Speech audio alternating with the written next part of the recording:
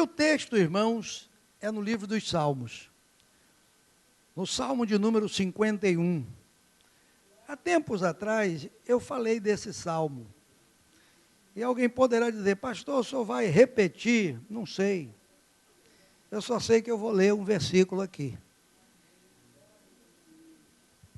E aquilo que Deus me orientou, eu vou repartir com vocês. Eu garanto que antes da meia-noite a gente sai. Amanhã é feriado. Ninguém trabalha. Não é assim? Não é amanhã não? Ah, feriado é hoje, 1º de maio. Já fizemos o clamor? Vamos fazer. Hoje, pelo menos em quase todas as igrejas do Brasil, levantou-se um clamor pela nação. Pela manhã o fizemos no encerramento da escola, não foi, irmão Paulo? Oramos, e nessa noite o pastor Eliel vai encerrar nos conduzindo nesse clamor a Deus pela nação. A nação brasileira passa por momentos de ajustes, ajustes. E ninguém se engane, porque Deus está no controle de todas as coisas.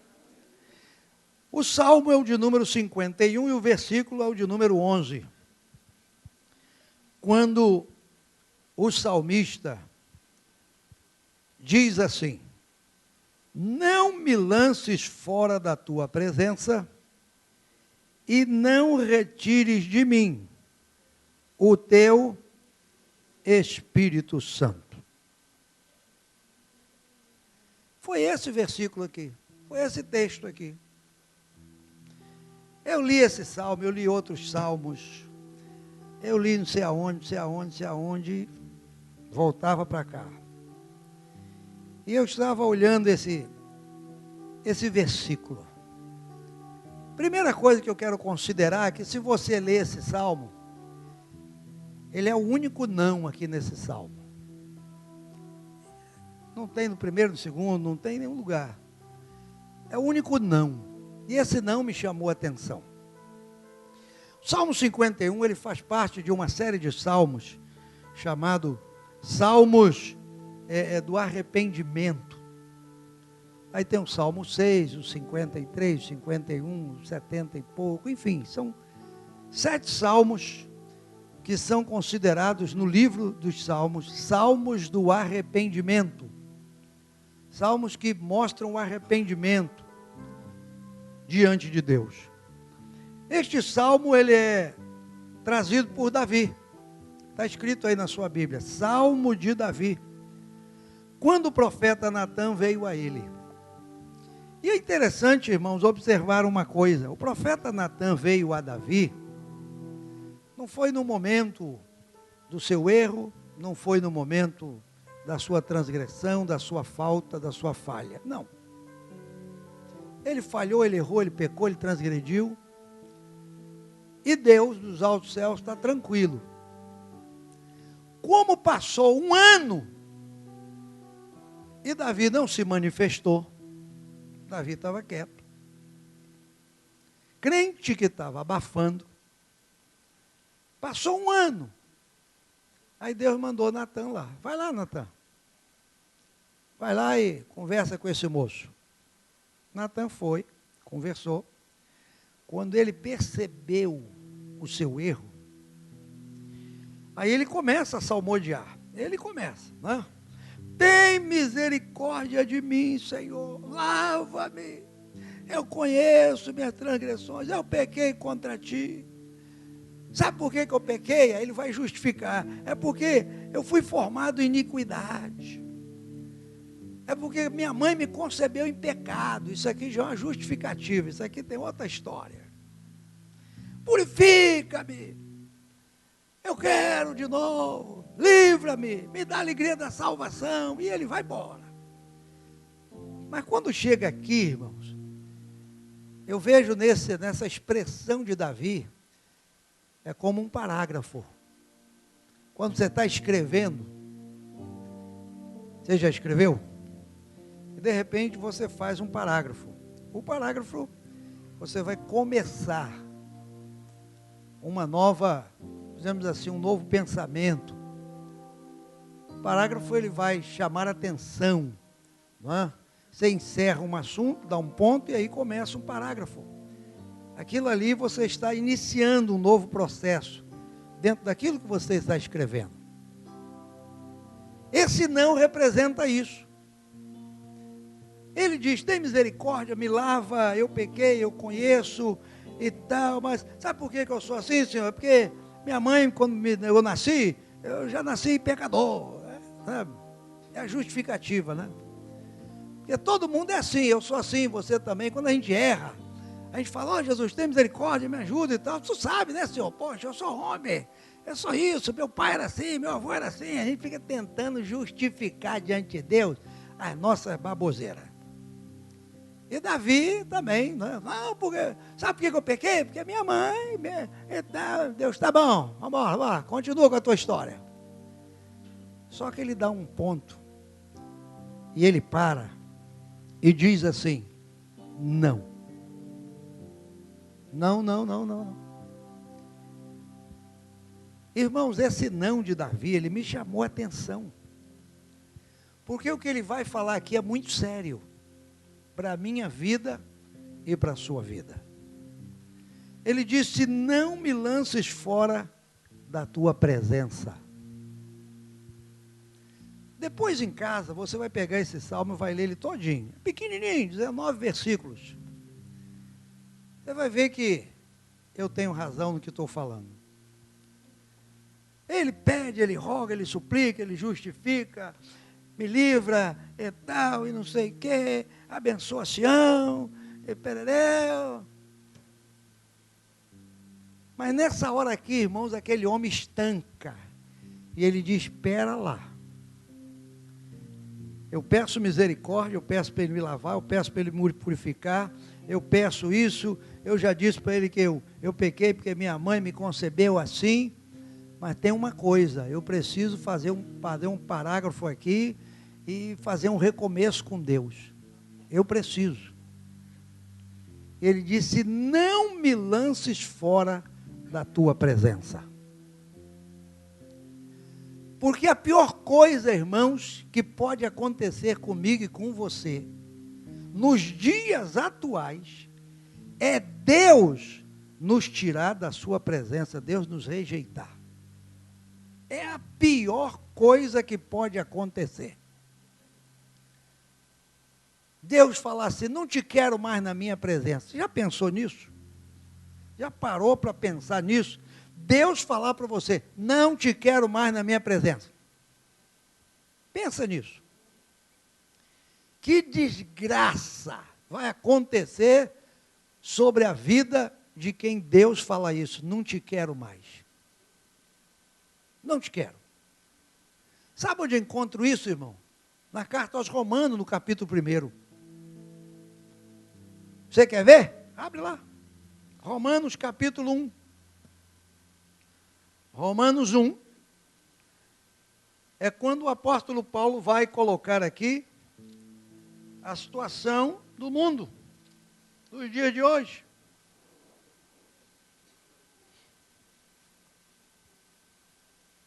Ele começa no verso 18 do capítulo 1 de Romanos, falando que a ira de Deus vai se manifestar do céu sobre toda a impiedade e injustiça dos homens que detêm a verdade em injustiça.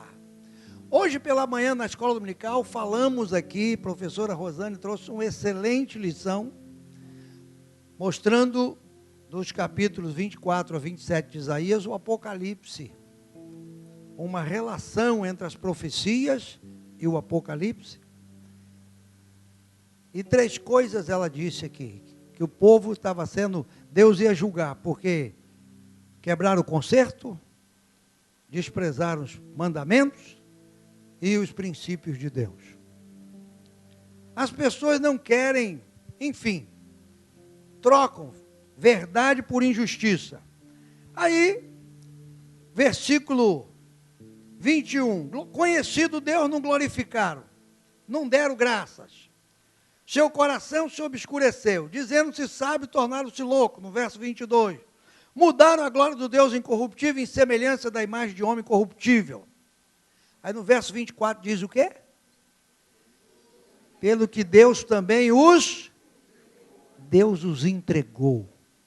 As concupiscências de seus corações, a imundícia, para desonrarem seus corpos entre si.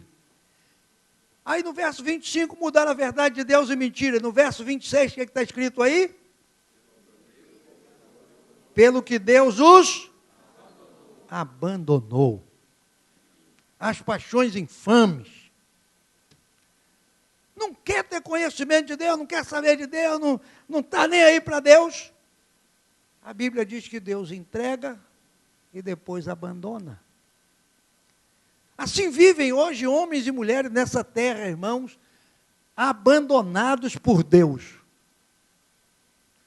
Às vezes você olha para uma determinada pessoa e diz assim, meu Deus, por que essa pessoa está assim?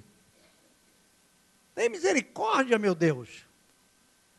Mas vai ver o histórico de vida, você vai descobrir que alguma coisa aconteceu. Porque Deus não abandona ninguém. Deus é Pai. Deus é misericordioso. O Salmo 103 diz que, assim como um pai se compadece do seu filho, assim o Senhor se compadece daqueles que o temem. Os temem, os livra, os guarda, aquele que teme a Deus. Agora, quem não teme, Deus entrega. Não melhorou, Deus abandona. E Davi sabia disso, irmãos, ele sabia disso. E ele viu nisso, sabe, ele viu naquela hora ali diante do profeta, diante do seu pecado, diante da sua transgressão, Deus o abandonando, Deus dizendo, olha, não te quero mais. E aquele homem rapidamente disse para Deus, não me lances fora da tua presença. Olha, eu fui nascido em pecado, eu realmente transgredi, tu tem misericórdia de mim, tu me lava, tu me ajuda, não sei o quê, mas eu te peço, não me lances fora da tua presença. Porque ficar fora da presença de Deus, irmãos, é a pior coisa que pode acontecer a um ser humano. Quando Jesus estava terminando o seu discurso, João capítulo 6 escreve, no Evangelho de João, no capítulo 6, que as pessoas disseram assim, as palavras de Jesus é muito dura, duro é esse discurso. E começaram a sair. Ninguém resistiu, porque Jesus foi duro com aquele povo. Vocês estão atrás de mim pelo pão. Vocês comeram, se saciaram, é por isso que vocês estão atrás de mim. Vocês não me querem para me adorar, vocês não me querem para me servir. E Jesus foi duro com aquela gente. Lá em João capítulo 6 está escrito isso. Foram embora. Jesus olhou para os discípulos e falou, e vocês? Aproveita, capina, vamos embora. Aí Pedro olhou para Jesus e falou, Senhor, para quem iremos nós? Para quem? Para o sumo sacerdote? Para quem iremos nós? Para os fariseus? Para quem iremos nós? Para os saduceus? Para quem iremos nós? Para os herodianos? Para quem iremos nós? Para os líderes políticos da época? Para quem? E eles disseram, não tem ninguém, Senhor. Só tu tens as palavras de vida eterna. Só tu tens palavra de vida eterna. Irmãos, isso é tudo. Eu não posso sair da presença dele, porque ele tem palavras de vida eterna para a minha vida. Eu tenho que orar todo dia e dizer para Deus, Deus, não me lances fora da tua presença, porque na presença de Deus, irmãos, a gente se renova. Na presença de Deus a gente se restaura. Na presença de Deus a gente se abriga. Davi sabia o custo que seria deixar a presença de Deus. Pedro, Tiago e João descobriram essa presença. E lá em Mateus 17 a Bíblia mostra que quando Jesus está no Monte da Transfiguração, que eles viram aquela glória, o Senhor glorificado, Pedro disse, bom é estarmos aqui. Nós vamos fazer cabanas para o Senhor, para Moisés, para Elias, vamos ficar aqui, não vamos sair daqui. Tamanha presença de Deus naquele lugar. Só quem desfruta da comunhão com Deus, da presença de Deus, da graça de Deus, é que pode entender a razão de deixar a sua presença.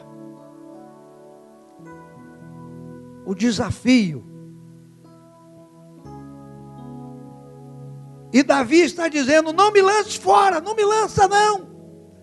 Eu não quero sair da tua presença. Apesar de ter errado, apesar de ter pecado, apesar de ter transgredido, eu não quero. Moisés estava no monte com Deus, e Deus estava despedindo o seu povo para caminhar, depois da lei, depois dos mandamentos. Finalzinho do livro do Êxodo, lá no capítulo 33. Aí Deus falou com Moisés: olha, vai um anjo com vocês, mandar um anjo, ele vai com vocês. Moisés falou: Senhor, eu vou falar um negócio contigo. Se o Senhor não for com a gente, eu não saio daqui não. Não, mas vai um anjo bom, um anjo forte, um anjo grande, poderoso. Ele falou: não, Senhor, eu não quero anjo, eu quero a tua presença. Se tu não fores conosco, não nos faça subir deste lugar. Porque, irmão, não pode ter outra coisa mais preciosa na nossa vida do que desfrutar da comunhão da presença de Deus. Feliz o homem, feliz a mulher, que no meio dessa turbulência toda, dessa confusão toda que está havendo na terra, ele pode desfrutar da presença de Deus. É por isso que você assiste aí, não é? Muita gente, em nome do Senhor, perdendo a sua vida. Nós aqui estamos na mordomia, na boa vida, não é? Na boa vida. Mas em muitos países, nessa hora, cristãos estão sendo perseguidos. Cristãos estão sendo mortos.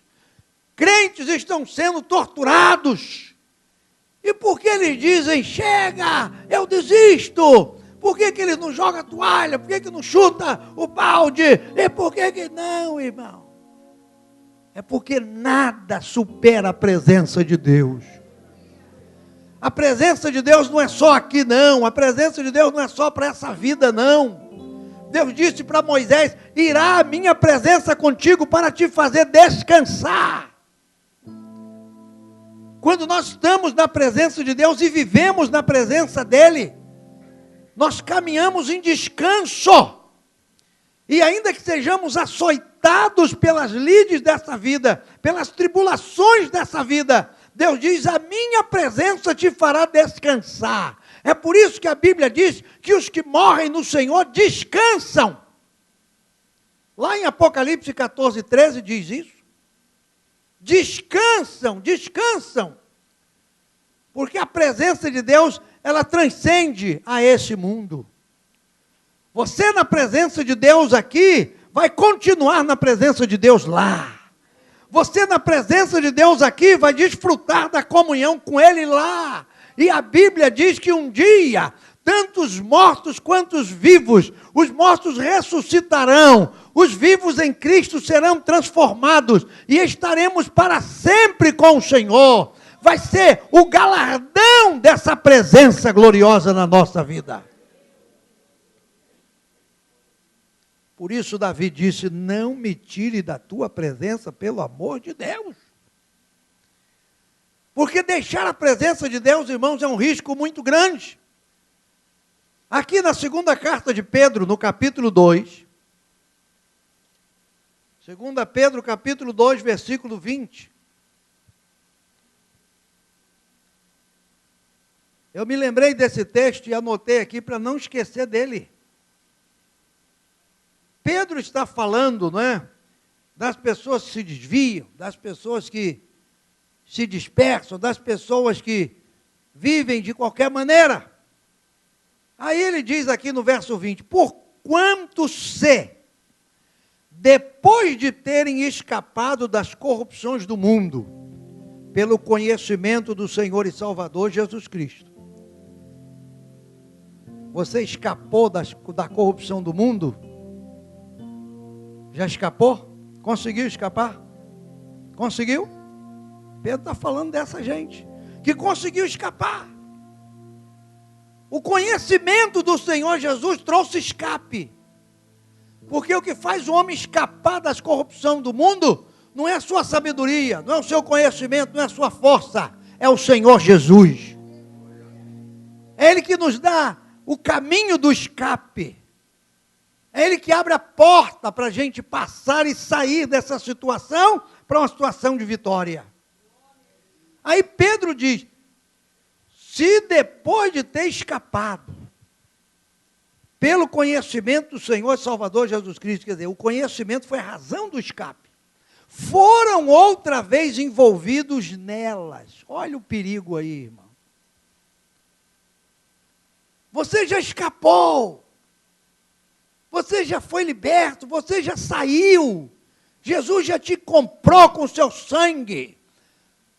Pelo conhecimento da palavra de Deus, você escapou da corrupção do mundo. Mas a Bíblia chama a minha atenção e a sua, dizendo que muitas vezes, outra vez, eu posso ser envolvido nelas.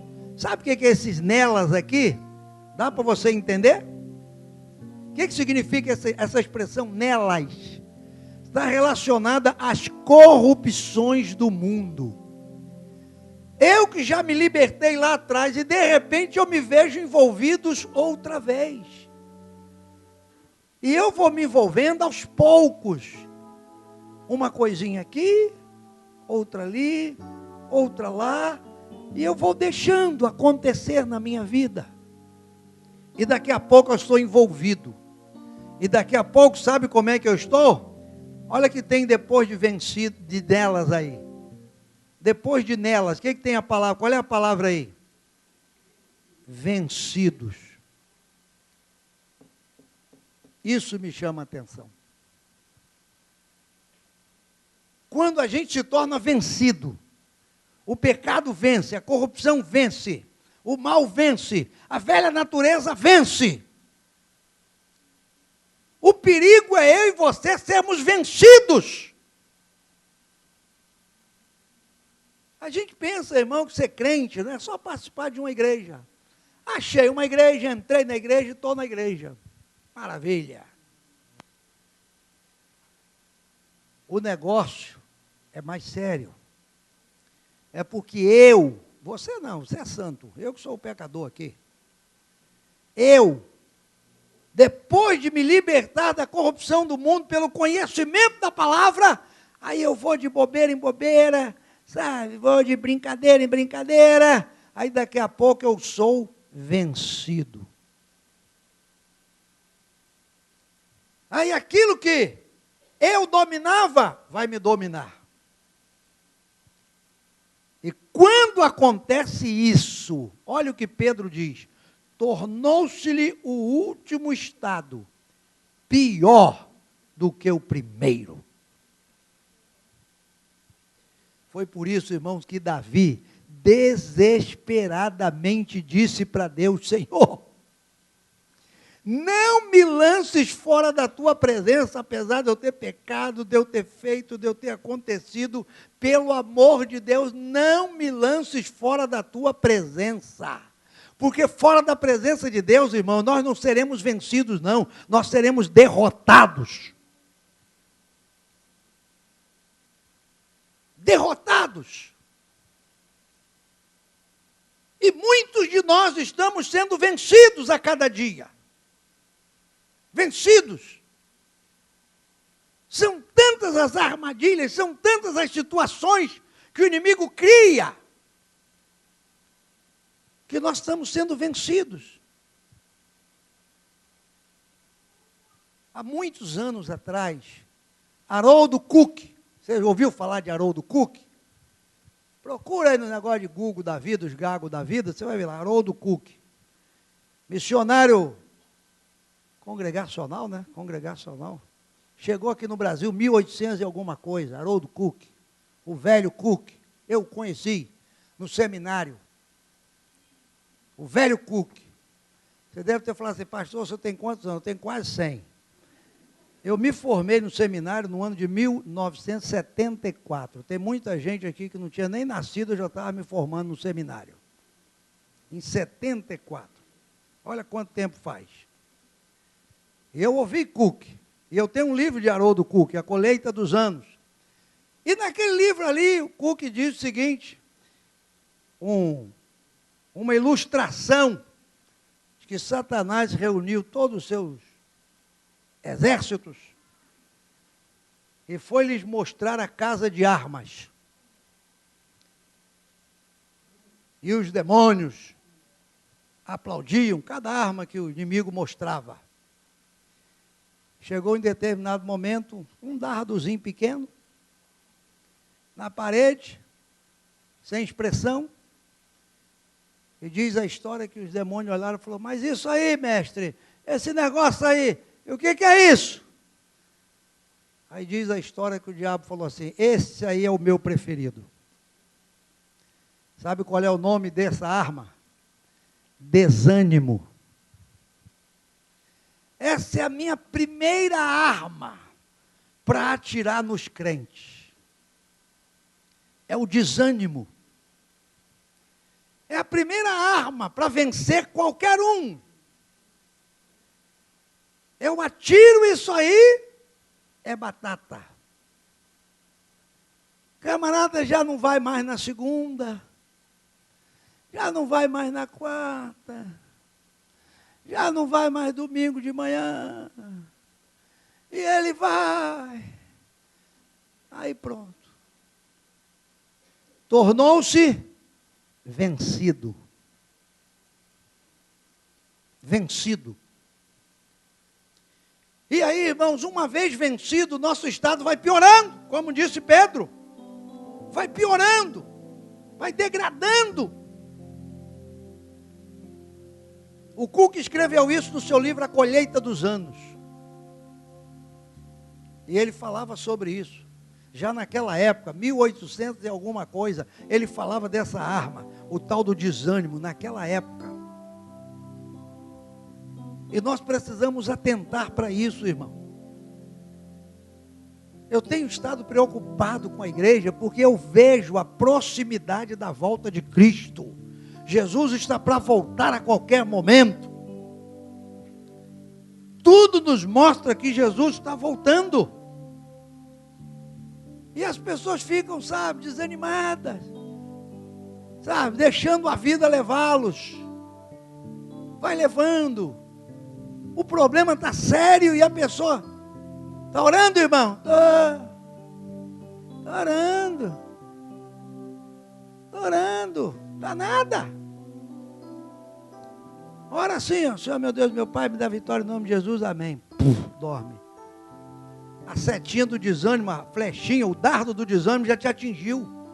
Não tem ânimo para orar, não tem ânimo para reagir, sabe? Não tem nada. Está vendo a coisa difícil dentro de casa, na família. Vai sair uma lista de desemprego semana que vem lá onde você trabalha. Aí você já ouviu falar, aí pela fé, você já vê o teu nome no primeiro da lista, o primeiro demitido, pela fé. Sou eu, olha lá. Olha o meu nome lá. É o desânimo que faz isto. O desânimo faz isto. A gente vai saindo da presença de Deus aos poucos. E quando a gente percebe, não está mais. Por isso, Davi grita. O resto eu prego domingo que vem.